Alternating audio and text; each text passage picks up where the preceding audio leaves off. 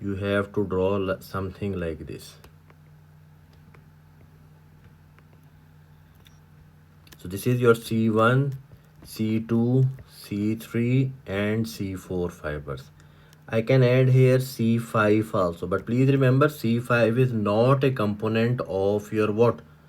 Cervical plexus. But I will explain you why I draw here the C5.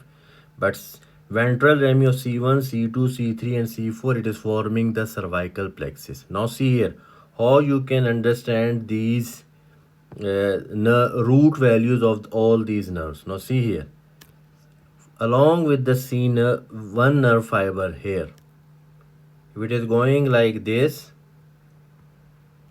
here your which nerve is coming out? Your 12th cranial nerve is coming out, that is your hypoglossal nerve. This is your which nerve? Hypoglossal nerve. So it is taking out the fibers of the C1 fibers, okay, like this, and now it is innervating all muscles of the tongue except platoglossus. Platoglossus, which is innervated by your which 10th cranial nerve or vagoaccessory complex. Same thing. Okay. Now see here. C1 fiber, it is going here and innervating the two muscles.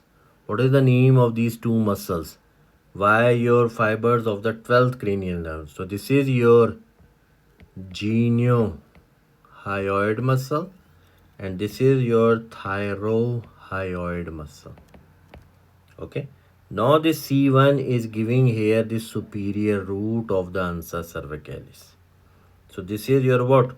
Superior root of ansa cervicalis. Superior root of ansa cervicalis. Okay. Now see here next thing. From C2 and C3, fibers are coming here like this. And now they are joining together and forming this loop. So this is the what? Inferior root of ansa cervicalis. Okay, inferior root. It is formed by what? C2 and C3 fibers, and now it is innervating here three muscles: omohyoid, number 1, number 2 sternohyoid, and number 3 sternothyroid. Omohyoid both bellies, but I write it here like this so it will be easy for you to remember.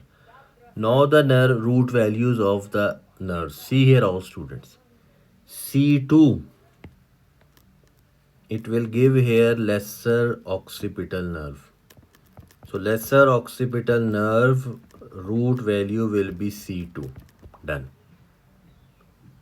C2 and C3, two nerves. That is the transverse cervical nerve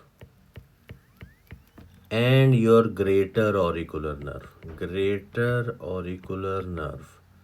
So greater auricular nerve and transverse cervical nerve, their root value is C2 and C3. Now see here. C3 and C4, it is giving you the supraclavicular nerve.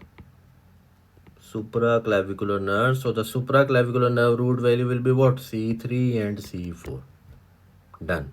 Now you can ask me, sir, why you draw here the C5? So see here, C5 why I draw here? Because one very important nerve is coming out here. C3, C4 and C5, all three are joining together, forming here one nerve that is known as the phrenic nerve. Okay. But if you ask me, what is the root value of phrenic nerve? I will tell you C3, C4, C5. But majorly it is the C4.